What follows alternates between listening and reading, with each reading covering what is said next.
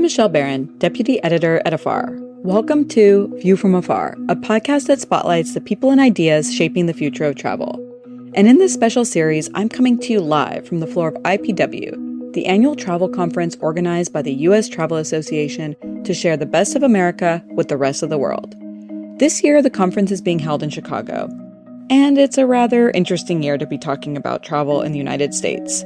In March 2025, data from the World Travel and Tourism Council showed that international visits to the U.S. had decreased, resulting in an estimated $12 billion loss in tourism revenue. At the same time, the country is gearing up for America's 250th anniversary, and the energy is palpable. So at IPW, my colleague Billy Cohen and I sat down with travel industry leaders and executives to bring you the biggest conference news and insights, and to share what's on the horizon for America's 250th birthday. You'll hear each of those conversations over the following week. In this episode, I'm talking with Geoff Freeman, President and CEO of the U.S. Travel Association, the nonprofit trade group that advocates for the U.S. travel industry. And it's the group behind the IPW conference where Geoff and I are meeting. During Geoff's first tenure with U.S. Travel, he helped establish Brand USA, the country's first national tourism marketing arm. He briefly left to lead the American Gaming Association, where he expanded membership to include native-owned casinos. He rejoined U.S. Travel in 2022, and in his current role, he helped to spearhead a post-pandemic recovery effort, reinforcing the critical role travel and tourism plays in contributing to the larger U.S. economy. There's perhaps no one better suited to discuss the current state of travel within the United States as the country prepares to celebrate 250 years of independence. Welcome, Geoff. Thanks so much for being here. Thank you for having me. So, I'm even surprising myself with this first question. I sort of realized that we need to back up a little bit. Would love to get a better understanding of what U.S. travel even is and does, and how it works together with Brand USA, because I don't think that's always clear for everybody. It's ironic because we created Brand USA, so it's right. It's ironic. So the U.S. Travel Association represents the totality of the travel industry: airlines, airports, theme parks, hotels, rental car companies, gaming companies, every destination from coast to coast. When you have an industry that diverse, there isn't a whole lot everybody agrees on.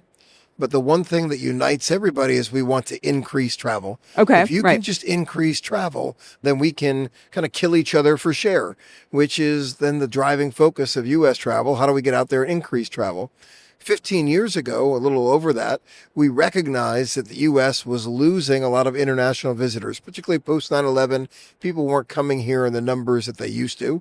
There were a variety of reasons for that, but one reason for that was that the U.S. was the only developed nation in the world that didn't market itself abroad. We never, as a country, encouraged people to come to America.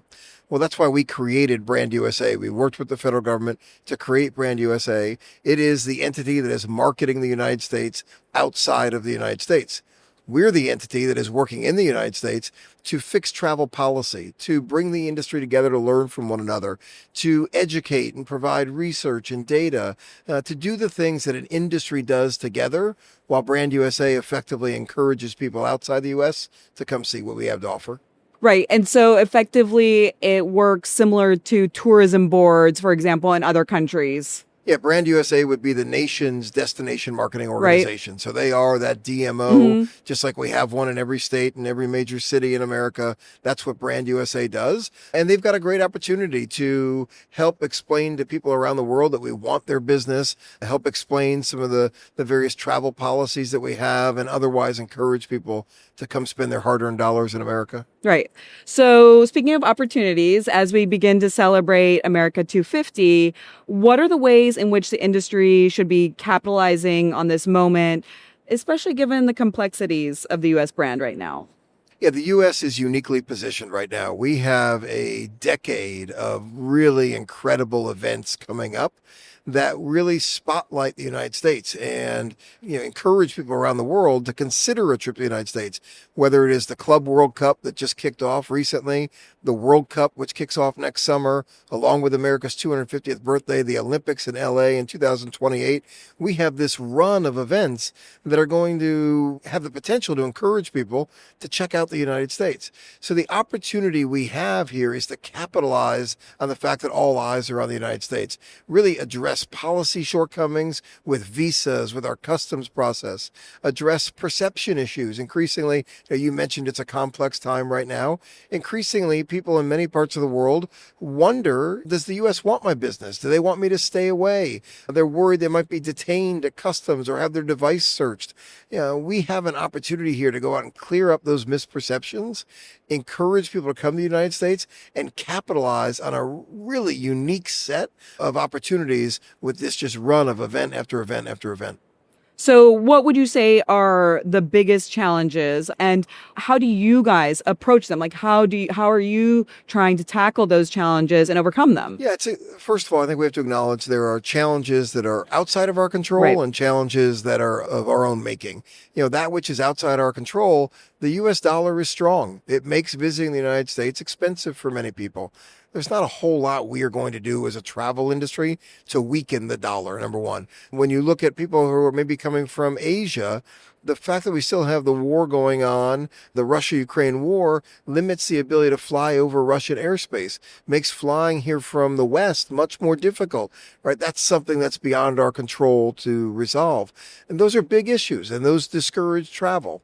What is in our control are long visa wait times. If you're in Colombia or India, some of these other markets around the world, it takes hundreds of days just to get an interview for the right to come to the United States and spend your money. How do we speed that up and operate just much more efficiently so we can get people into the country? How, when they come through customs, do we ensure that we speed them through customs and people don't have a 3-hour wait at an airport after having a 14-hour flight to get here, right? That's within our control. And then the other thing that's within our control is this perception, as I mentioned, that the U.S. might not be as welcoming, that we don't want travelers to come. We need to correct that misperception. We need to be loud and clear, unapologetic. America wants your business. I've seen some efforts at that from the Trump administration. I've seen other things that create confusion.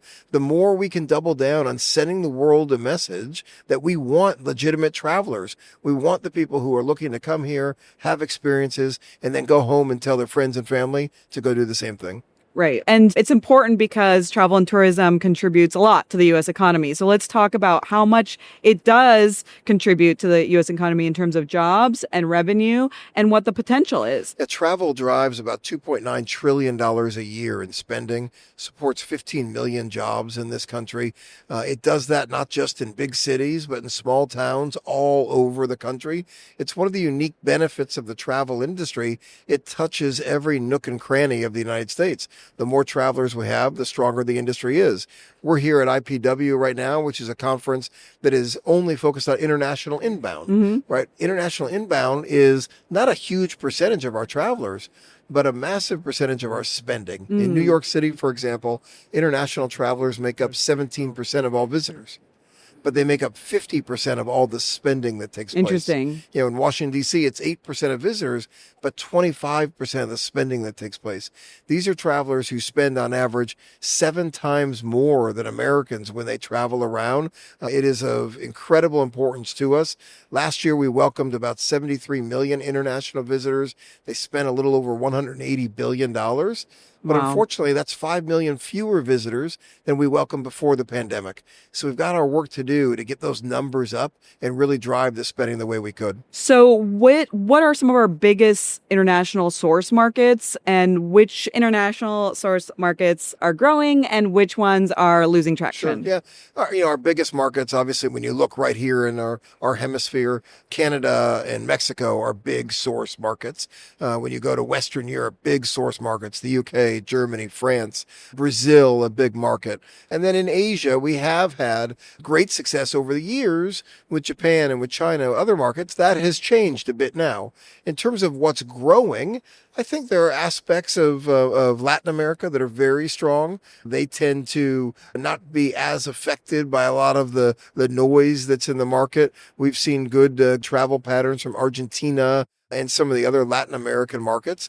I think when you look at Western Europe, I think they're affected by the high cost of travel to the United States. We're feeling some of that right now in Italy and Germany, perhaps the UK a little bit too. The U.S., though, is the world's most desired nation to visit. People want to come here. We just need to figure out, how do we make it happen? How do we unlock them? How do we get them here? Some of the cost issues will fluctuate as the economy fluctuates. If we take care of these other issues, I think we'll see the travel, the numbers we want to. In terms of, we talked about sort of the economic value of travel and tourism, but what are the benefits of having a thriving travel and tourism industry beyond the economic value? Why is it important that we continue to advocate for and ensure the growth of this industry for years to come? So I could come at that question from so many different angles. Where I'll start is, I think the pandemic did a lot of damage, but it did some good things as well. And the best thing it did was really help people connect with what's important. The biggest outcome of the pandemic is people chose to prioritize experiences over goods. Before the pandemic, we were buying TVs and toasters and everything else. Now people want to buy memories. They want to have more experiences. They want to travel. They want to be at live events. They want to do things that they cherish.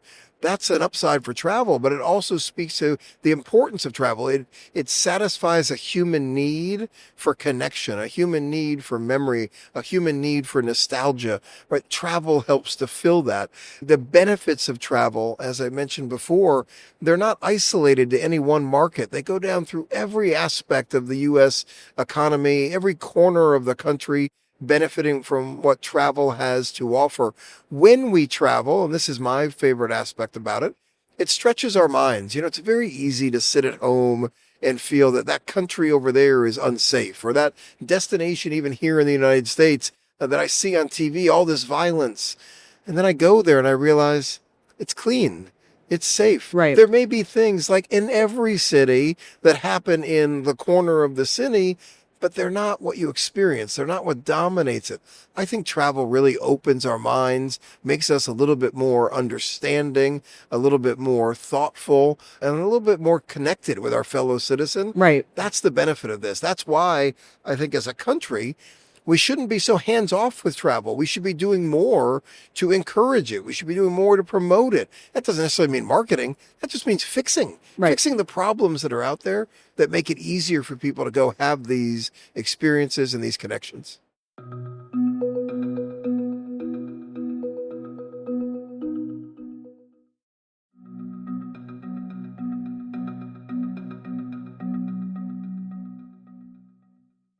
What kind of support do you need most from legislators in Washington to help the travel industry continue to grow? And are you getting the support that you need? Yeah, I've often been amazed at how hands-off policymakers are and how little they have done to give Americans the travel experience they deserve. Yeah, why is that? Right? It makes, and I think it comes back, there are a variety of reasons. But I think as a public, we're too tolerant of the inefficiencies. I think we should be more intolerant. Mm-hmm. We have an antiquated air travel system, one that is embarrassing in many respects in terms of the lack of investment in technology. We're 3,000 air traffic controllers short. 90% of air traffic control centers are understaffed. We're using technology that isn't even as advanced as the GPS you have in your car, right? There's no excuse for that. It's about funding. It's about focus. It's about demanding a better outcome. That's where policymakers can play a bigger role. And it's where Secretary Duffy at the Department of Transportation, for example, is playing a bigger role. He's embraced that challenge and really leaned into building a better aviation system. We're grateful for his efforts there. I think when you look at, most travelers go by road. What is their experience? Have we made the investments in infrastructure that we should? I think there are a lot of places around the country where we can do better, and we should do better by our travelers. We're here in Chicago right now. I think it could be smoother getting from downtown to O'Hare. And the smoother it is, the more likely people are to travel. Right. Let's make those investments. Let's give people the experiences they deserve. And it's not unique to Chicago. It's true around the country, where I think if we take a step back and figure out, how do we create a seamless experience? How do we create efficiencies for the traveler? We will have much better outcomes. I think too often policymakers think that travel just happens. But, I'll give you the example of business travelers. Coming out of the pandemic, business travelers have choices today they didn't have before. They can use Zoom. They can use Teams. Right. They can sit in their home office. the more inefficiencies they are, the more likely they are to use Zoom. And just think of all the economic consequences of sitting in there and using Zoom as opposed to flying to that destination, staying in the hotel, going to the drugstore to pick up some things you forgot, going to the store next door to buy something for your wife, right? All the things that happen when you travel, that's what we need to encourage. Right. Right. How do conversations happen between the public sector and the private sector, and who's paying for what and who's investing in what so that it all works? Yeah, I think for the most part, what the industry is doing at a local level is working very well with local governments to make the systems work.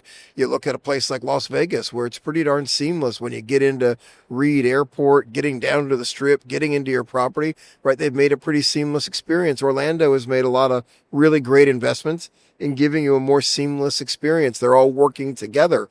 I think we need more of that.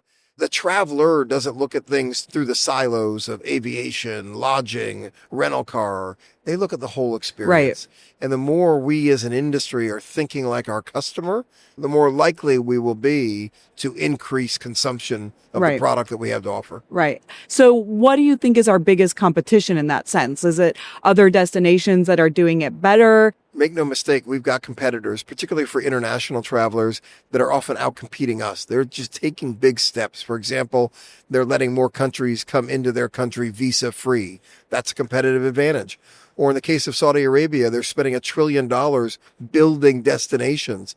I remember speaking with a U.S. senator not too long ago, and I mentioned this investment they're making in Saudi Arabia, and his comment was, yeah, I'm not that interested in going to Saudi Arabia, though.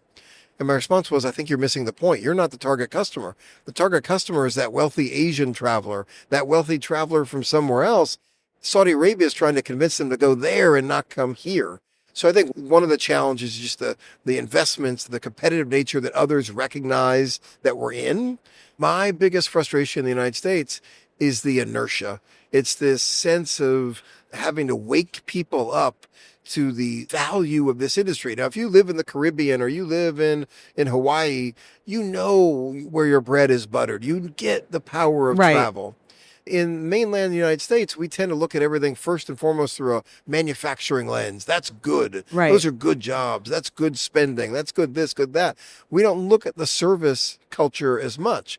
But I think when you look at where this country is going, where a lot of the growth is, service, hospitality, there is enormous upside here, but we've got to change our cultural thinking if we're going to maximize that. And that leads me perfect into my sort of last question, and that's what's your hope for the U.S. travel industry for 10 years from now? Yeah, I mentioned we've got this mega decade of events beginning here now with the World Cup, America 250, the Olympics, going to the Winter Olympics in 2034 in Salt Lake City. My hope is we take advantage of these things. We recognize that we've created just new attractions that Americans want to go to, the world wants to come to, and that we take advantage of that. Now, what's it going to take for us to take advantage of it? It's going to take a new outlook. And we've got work to do as an industry to figure out how do we wake people up to the value in really investing in travel. 10 years ago, the United States had a $50 billion travel trade surplus. Foreign travelers were spending $50 billion more in the United States than Americans were spending abroad. 10 years later, today, we have a $50 billion travel trade deficit. There's been a $100 billion swing. Wow. My hope 10 years from now is that pendulum has swung back in the other direction. And it's done so not by chance, but with a degree of intentionality, with a focus to really make our travel economy a heck of a lot stronger than it's ever been before. The last thing I'll leave you with is I hope 10 years from now, we haven't gone back into that rut of wanting to buy TVs and toasters, that we're still there. People still get that value. We have cemented travel as a need in this country. That will be success. Thanks for joining us for this episode of View from Afar. In the show notes, you'll find links to the topics we covered, as well as how to follow U.S. Travel's ongoing advocacy efforts. You can find more Views from Afar on afar.com, and be sure to follow us on Instagram and TikTok.